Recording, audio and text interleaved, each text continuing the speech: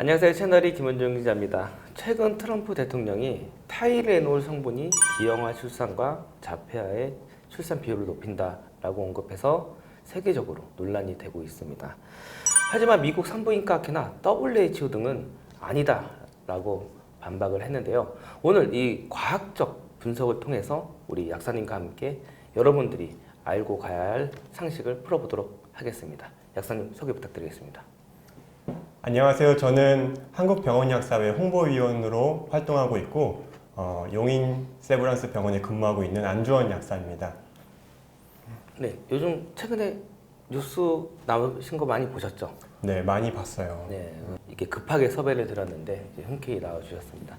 이 타이레놀 성분이 아세트아메노펜 성분인데 저는 굉장히 안전한 약이라고 알고 있어요. 이 상대적으로 안전하다라는 근거가 어디에서 나올까요? 아세트아미노펜은 해열 진통제입니다.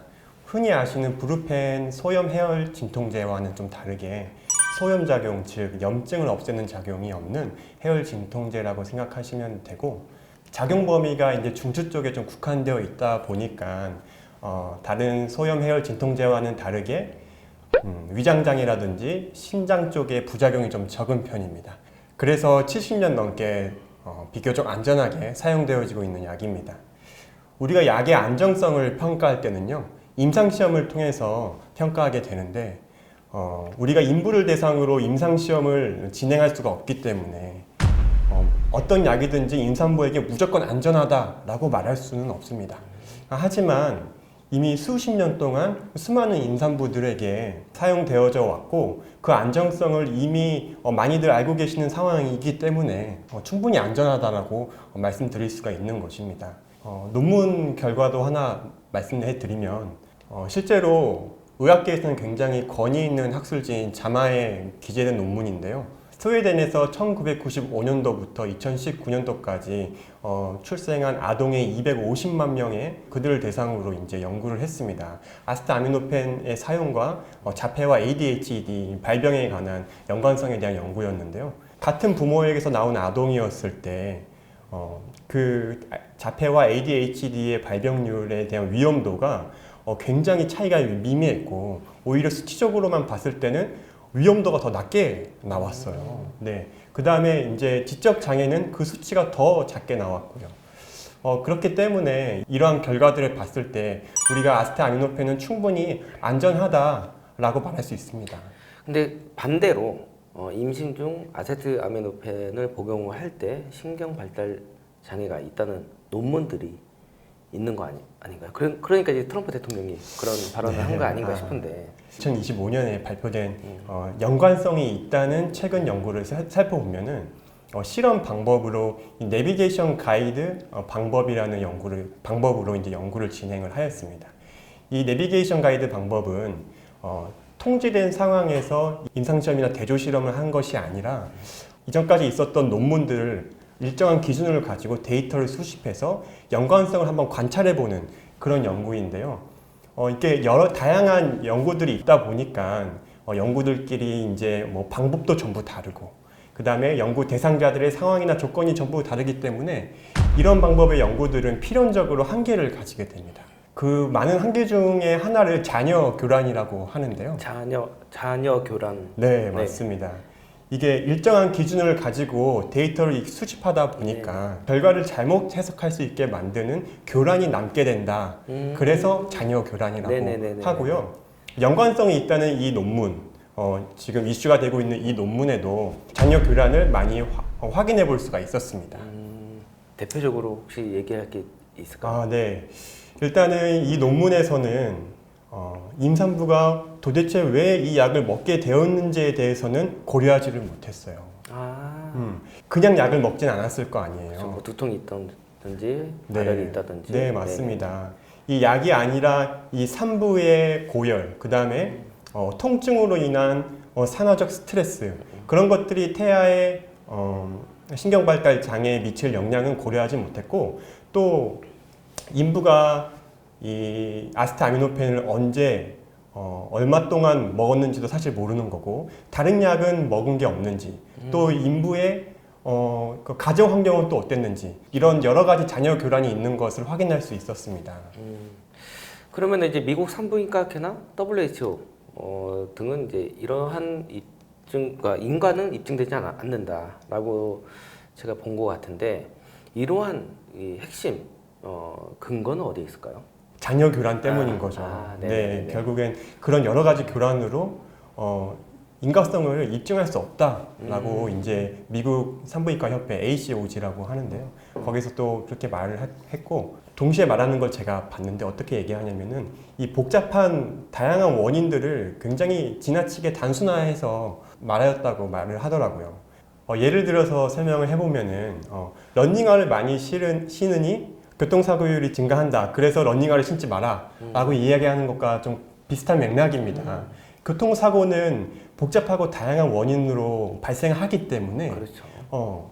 이 교통사고가 일어났을 때 언제 어디서 왜 일어났는지 조사를 해야 되는데 마침 피해자가 러닝화를 신고 있었던 거고 요즘 러닝의 붐이 일어나니 러닝화를 많이 신으면 교통사고가 많이 일어나니 러닝화를 신지 말라 이렇게 지나치게 단순화했다는 것이죠. 약사님께서 이렇게 핵심 논쟁에 대해서 좀 잘 설명을 해주셨는데 그러면 이제 임상 권고는 어떻게 정리가 됐는지 뭐 사용법이라든지 필요시 뭐 체조 용량이 있을 거고 뭐 시간이 있을 거잖아요. 이제 그런 것들은 좀 정리를 해주시면은 이해가 좀 더 쉬울 것 같아요. ACOG 그러니까 미국 산부인과 협회에서 이제 반박 기사를 내면서 거기서도 나와 있는 내용인데요. 인부에게 약을 사용할 때는 필요할 때 사용해야 되고 필요할 때 그냥 사용하는 것이 아니라 필수적으로 사용을 해야 된다는 말을 했습니다. 그리고 보통 이제 인부에게 약을 쓸 때는 필요시 최단 기간 최저 용량으로 그렇죠. 사용하는 것이 원칙이고요. 그걸 좀 풀어서 좀 설명해 줄 수 있을까요? 네. 이게 필요할 때가 언제겠어요? 아플 때겠죠. 뭐 열이 난다든지 통증이 난다든지. 네. 그럴 때 최저 용량, 이 최저 용량을 좀 오해하실 수는 있어요. 약이 들어왔는데 효과가 아무것도 없이 그냥 소화돼서 나가는 용량을 소화 용량이라고 부릅니다. 근데 그 소화 용량을 복용하면은 아픈 인부에게 아무 효과가 없는데 약을 먹일 필요가 없잖아요. 그렇죠. 네. 그래서 이 최저 용량이라고 하는 것 사실은 이 적정 용량이라고 할 수 있어요. 충분히 인부에게 지금 아픈 상황이 그리고 치료가 돼야 되는 상황이 해결될 수 있을 만큼의 적정 용량을 넣고 과도하게 오래 복용시키면 안 되겠죠. 딱 필요한 만큼만 복용시키는 것이 맞다. 그래서 필요시 최저 용량 최단 기간. 네, 이렇게 이해하시면 될 것 같습니다. 이게 뉴스를 보면은 발열에만 너무 초점이 맞춰져 있는 것 같아요. 근데 이제 임신 중에도 두통이 있으신 분도 있을 것이며 이제 뭐 이렇게 아프신 분들은 이제 또 타이레놀을 많이 복용을 하시는데 이게 피한다고 능사는 아니잖아요.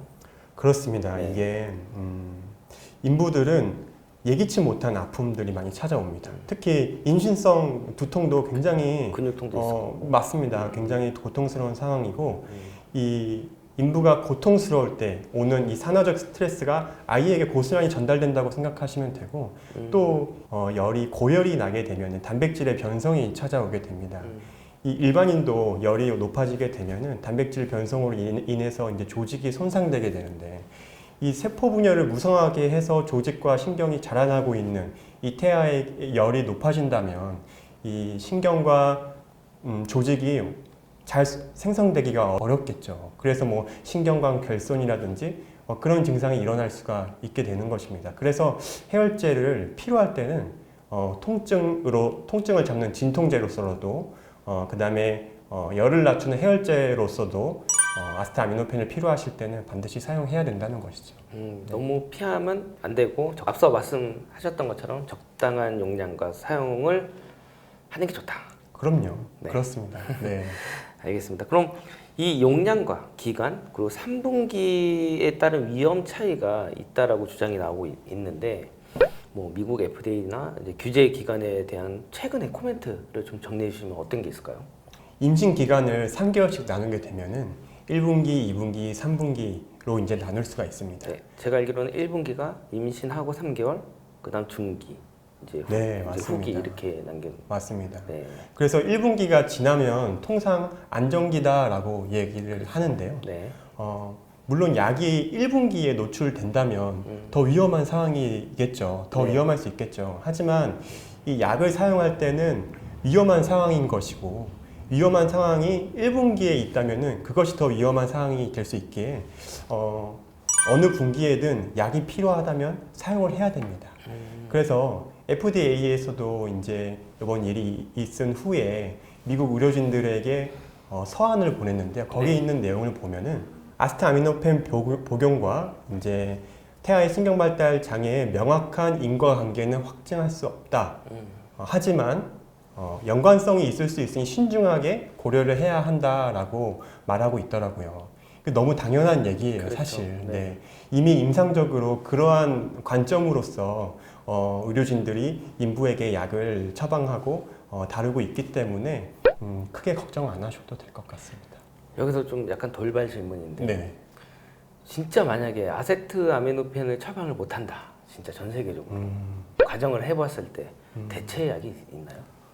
아세트아미노펜이 상대적으로 굉장히 안전하기 때문에 완벽하게 대체할 수 있는 약은 사실은 없습니다. 네. 그런데 이제 전문의의 진단하에, 네. 판단하에 사용해 볼 수 있는 약들은 있습니다. 네. 제가 왜 이 질문을 드렸냐면 이 해열이나 진통에 대한 옵션들에 대한 약들이 많잖아요. 네. 덱시브로펜, 이부프로펜, 아세트아미노펜. 맞습니다. 이 약들을 좀 비교를 했을 때 이 약간 중첩된 내용이긴 한데 임신 중 약간 금기해야 될 약들이라든지 예, 있습니다. 복용해야 되는 방법들이 좀 다를 것 같아요.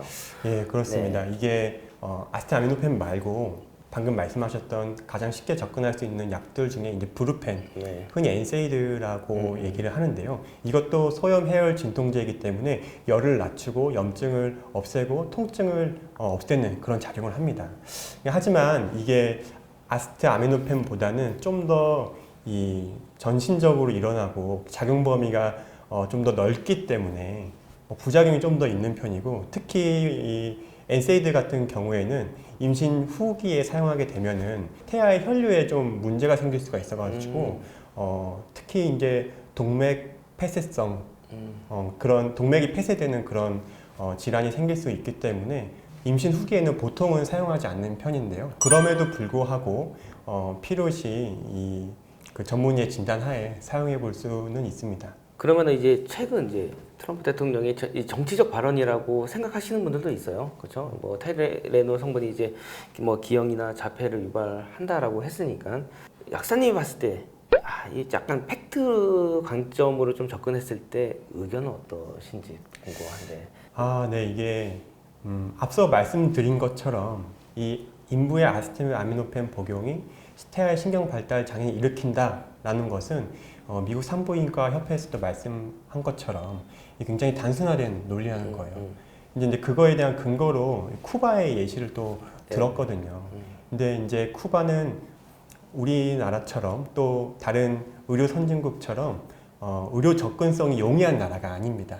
그리고 이제 이 ADHD 그리고 자폐를 진단할 수 있는 재원도 사실 많지가 않은 상황이고요. 그래서 타이레놀을 많이 사용할 수가 없는 나라에서 자폐 발생률이 떨어졌다고 해서 타이레놀이 그 위험한 거다라고 얘기하는 거는 사실 맞지 않는 논리인 것 같습니다. 네. 이걸로 보시는 이제 정치인분들도 좀 조심해야 되겠네, 이런 발언에 대해서. 네. 저희 정치 채널은 아닙니다. 네, 그렇습니다. 네. 그러면 그 마지막으로 그래도 나는 지금 임신 중인데 진짜 이거를 진짜 너무 아픈데 뭐 두통도 있고 근육통도 있고 심지어 뭐 발열 있으신 분들도 계실 텐데 이 약물 이제 공포 심리가 좀 작용을 하면은 또 안 먹게 되면은 안 되잖아요. 앞서 이제 말씀해주신 여러 가지들이 있는데 그렇습니다. 네. 그런 분들에게 좀 조언을 한다면 뭐가 있을까요? 제가 이제 이번 이거 인터뷰를 준비를 하면서 제가 여약사님에게 한번 여쭤봤어요. 그 인부가 이제 타이레놀을 먹는 것에 대해서 어떻게 생각하냐 여쭤보니까 이건 그냥 가볍게 들어주세요. 자기 친구가 있는데 본인은 이제 아플 때 타이레놀도 먹고 의사가 처방해줘서 항생제도 먹고 했다. 근데 지금 아이가 6살인데 완전 영재다. 막 이런 얘기를 하는 거예요. 이런 가볍게 들어주셨으면 좋겠고 제가 이런 얘기를 하는 이유는 필요시 약은 복용하는 것이 맞습니다. 약에 대한 정확한 개념을 알고 계시면은 두렵지 않을 수 있고요. 그래서 임신 중에 혈압이 높으면 혈압약을 먹어야 되는 거고, 그렇죠. 임신 중에 당이 올라가면은 당뇨병 약을 또 복용을 해야 되는 거고요. 그 다음에 아세트아미노펜으로도 이제 통증이 잡히지 않으면 끝에는 이제 마약성 진통제를 쓰기도 합니다. 임신 중에요? 그렇습니다. 오. 네. 하지만 이제 그냥은 안 당연히 하겠죠. 네. 네, 당연히 이제 전문의의 이제 지도하에 행해져야 되는 의료겠죠. 네, 약은 필요할 때 먹는 것이고 필요할 때 먹으면은 우리에게 큰 유익을 가져다 주기 때문에 필요시 사용하는 것이 맞고, 근데 언제 필요할지 모를 수가 있잖아요. 그래서 항상 이 전문의와 상담을 해야 된다는 것입니다. 네. 네, 원래 이게 마지막 질문이었는데 제가 네. 좀 되게 이 콘텐츠를 진행하면서 되게 궁금한 게 있는데 아까 조금 약간 살짝 얼버무리셨어요. 네. 전 세계에서 진짜 뭐 그럴 수도 있겠지만은 그러면 안 되겠지만은 아세트아미노펜을 못 사용한다. 못 사용한다. 네, 그러면은 아까 엔세이드 계열은 안 된다. 임신 중 된다. 복용은 안 된다 했는데 그러면 대체 약 성분이 음. 뭐가 있는지 딱 떠오르시는 게 있을까요? 이 아세트아미노펜의 이 존재에 대한 감사함을 또 느끼게 되는데요. 솔직히 아세트아미노펜만큼 안전한 다른 대체약을 사실 전 떠오르지가 않습니다. 네네네. 하지만 만약에 아세트아미노펜이 아예 없다면은 못 사용하게 된다면 못 사용하게 된다면은 더 신중하게 그 엔세이드라든지, 엔세이드는 그래도 임신 후기는 절대 보통 사용하지 않기 때문에 그렇죠. 어려운 과정이겠지만 용량을 조절해도 안 되는 거죠. 그거에 대한 네. 이게 이제 그런 게 있습니다. 왜 인부에게 약을 쓰기가 어렵냐면 제가 앞서 말씀드렸듯이 이 임상 실험을 할 수가 없어요. 그렇죠. 우리가 인부에게 약을 그냥 먹일 수가 없는 거죠. 이유가 없이. 그렇죠. 그렇기 때문에 이런 것이 굉장히 어려운 것인데 만약에 아세트아미노펜이 없다면 네. 지금 당장 딱히 떠오르는 대체제는 없습니다. 그만큼 우리 사회에 굉장히 많이 스며든 약이네요. 그렇죠. 네. 네, 오늘 이렇게 콘텐츠를 이제 끝을 맺을 건데 혹시 약사님께서 개인적으로 이 얘기는 하고 싶었는데 좀 시청자들에게 좀 알려드려야 되겠다. 혹시 빠진 내용이 있으면은 뭐 자유롭게 말씀해 주셔도 됩니다. 이제 저도 신혼이에요. 신혼이고 네네네. 이제 내년쯤에 아이를 가져볼까 계획하고 있는데요. 인부가 기간이 한 10개월 정도 되잖아요. 그렇죠. 이게 결코 짧은 시간이 아니거든요. 이 긴 시간 동안 여러 가지 약을 복용해야 되는 상황이 생길 수가 있습니다. 맞습니다. 네.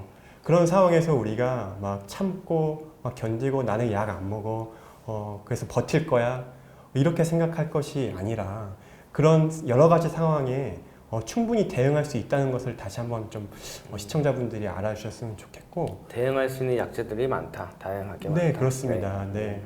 여러 가지 상황이 이미 과거에서부터 지금까지 있었고 그 치료를 해왔던 데이터가 있으니까요. 적절하게 전문가와 상담을 통해서 치료를 하시고 대응을 하시면은 훨씬 더 퀄리티 높은 이렇게 말씀드려도 될지 모르겠는데 임신 기간을 지낼 수 있을 것이라 생각을 합니다. 네. 그러니까 뉴스나 이제 타이레놀이 안 좋다 얘기가 나오지만은 너무 그거에 너무 걱정하지 말고 네, 다른 너무 염려하지 이렇게 마시고. 전문의 선생님과 약사님의 이제 복약 지도에 따라서 잘 네. 처방하고 복용을 하면은 괜찮다. 네, 그렇습니다. 생각하면 되겠죠. 네, 그렇습니다. 네, 알겠습니다. 저희 끝인사 혹시 알고 계시나요? 그렇죠. 네. 끝인사가 이제 건강하세요 이건데 네네. 하나 둘 한번 건강하세요 한 번만 부탁드리겠습니다. 네, 알겠습니다. 자, 하나 둘 건강하세요. 병원 약사를 알고 계신가요? 병원 약사는 환자의 처방약을 검토 및 조제하고 약을 무균 환경에서 안전하게 조제하며 효과적인 약물 사용을 위해 복약 지도를 합니다. 또한 의사, 간호사와 함께 팀을 구성하여 약물 부작용을 관리하고 약품 정보를 제공하여 환자별 맞춤 치료에 참여합니다. 효과적인 약물 치료로 환자의 안전과 건강을 지키는 병원 약사는 입원부터 퇴원까지 함께합니다.